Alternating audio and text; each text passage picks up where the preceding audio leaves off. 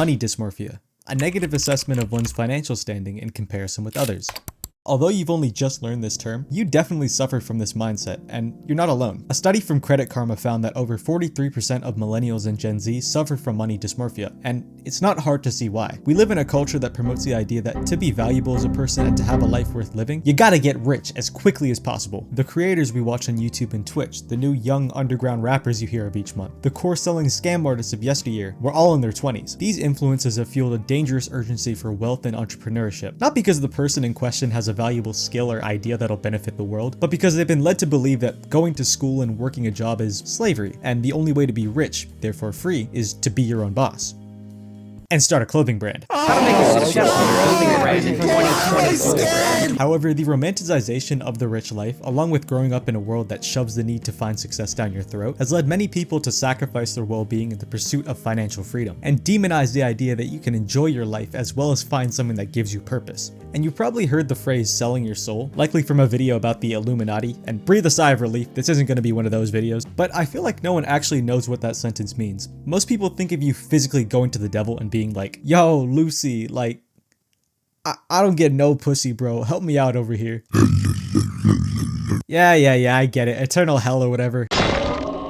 Now take my soul. To sell your soul means to throw away your dignity and integrity as a person for the things you desire. This phrase is most commonly used towards those in the music industry, as big labels have the power to make anyone viral, and they use that power to get the artist to do as they ask. And if they comply, sure, they may get what they want, money, cars, fame, whatever, but it comes at the cost of what the artist as a person holds valuable and morally right, and it causes a hollow feeling towards the achievements you've gotten. Like, look at what this did to Ice Spice. I've never seen such a proud whore throw ass with such despair. And we're beginning to see this in all creative industries throughout the world, from movies to music to now content creation, because the formula for virality has already been discovered. Be outlandish without seeming as if you're forcing it, and it creates a persona and endless clips people can laugh at, get angry at, and keep their interest on long enough for you to get paid. Good examples of this are Flight Reacts or iShowSpeed. Very naturally dumb people, and it makes their content and clips pretty entertaining to watch.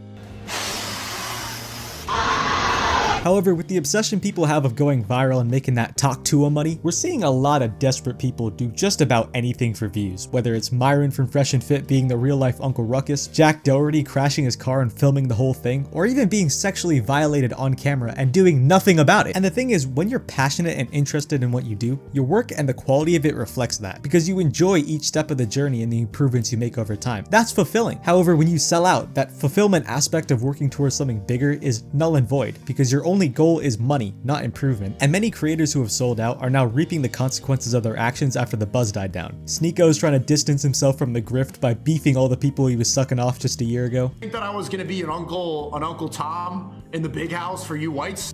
Sneeko, if the founding fathers saw you, they would have enslaved. Me and Nick are good, man. I've always loved Nick. Nick is a friend of mine. I never question Nick. Neon's just been scammed out of 500K by a production crew. We got OnlyFans girls out here crying about getting burnt with herpes from smashing a prawn star. All these people who wanted to take the fast route, who've had their eyes on the bag, who've sold out their dignity, integrity, and reputation for money, are burning up. And sure, they may have earned a lifestyle from doing the things that they've done, but do you think that they're happy and fulfilled by the content they've put out? Well, if iDubbbz' sudden reformment is anything to go by, then the answer is, of course not. And these examples should serve as a warning for you, because you sitting at home right now might have sold your soul and never even realized. As I've said, happiness and fulfillment should be your goal with everything you pursue, not solely wealth. And our society has conditioned us to equate financial success with personal worth. We often glorify hard work and long hours as investments in our future, ignoring the simple pleasures that contribute to true happiness, things like meaningful relationships, enjoyable experiences, and personal growth. And don't get what I'm saying twisted in your pretty little head, but I know that there's someone out there right now who's working their ass off for A's in all their classes, spending a majority of their time working alone in some way, all with the goal of getting that degree so that they can finally escape school and the work that they don't really enjoy, to go into the workforce and do the same type of work. And listen, before I go any further, if you've made it this far into the video, you deserve to hear that this video is not denouncing hard work as slavery. If I see one comment along these lines, I am punting your pet rock across the earth. If anything, I'm trying to tell you to work harder, because success only comes to those who dedicate themselves to honing a craft and getting so good at it that they can't be replaced. But something I've learned throughout my years of adulting, when I went to uni, when I started this channel, when my world expanded past the narrow view of being a high schooler and worrying about about that 1C I got in math. It's that it's a prerequisite that you work hard. Everyone's a slave. No one really truly escapes work. And it's probably the reason a lot of people don't like school. It's very uninteresting and work-centered, which only increases the allure of starting up a Shopify website and getting that financial freedom, starting your winter arc and making that internet money. And why I bring this up is because school specifically teaches us that success is the goal, and it's measured by one metric, the grade. And if you aren't doing well in that metric, you are a failure. It doesn't account for creativity, people skills, or any soft skill that, in my opinion, is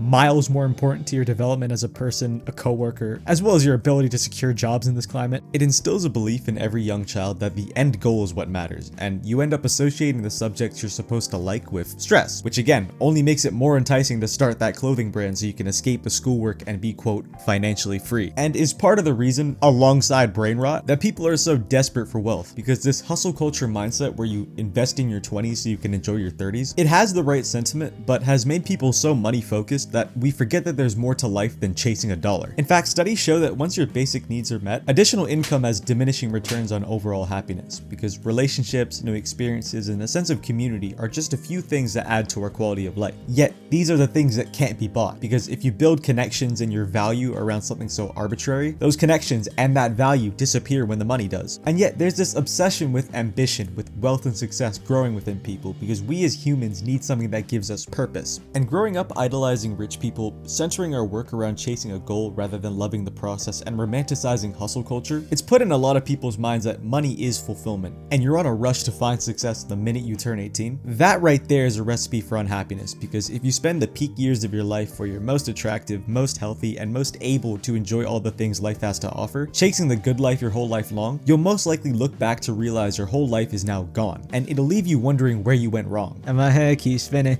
can't stop having these visions, I gotta get with it. Ooh, ooh, ooh, ooh, ooh, ooh. And yes, money can buy you security, which can lead to contentment, because life stress greatly reduces when you're not paycheck to paycheck. But why do you think I lose every band for band with my broke homie who's got a loving girlfriend? Because in terms of your soul, your spirit, your energy, money is not worth a damn thing. Money ain't real. 30 on 30. But the obsession with wealth and finding our God-given purpose has caused a lot of people to confuse the two and jerk themselves off to the idea of the rich life with such a death grip that they end up losing the erection, the whole reason you search for purpose in the first place. Money can bring comfort, yes, but the path to happiness and a reason to live lies with the things that satisfy you on a spiritual level. That includes things like close relationships, new experiences, and improvement within ourselves, as well as the things that we're passionate about. And as you navigate your own journey, you should think about what truly brings you joy. What is the purpose of you doing the things you do? And you should always remember to never sell and compromise your own well-being for a bag, because at the end of the day, those things that you give up in pursuit of success will satisfy you far more than money ever could. That's all from me, boys. Until next time. This guy started tweaking out at Seaside Bakery. Oh my god. Full cowling. 100% to. Thank you, Almighty. Detroit.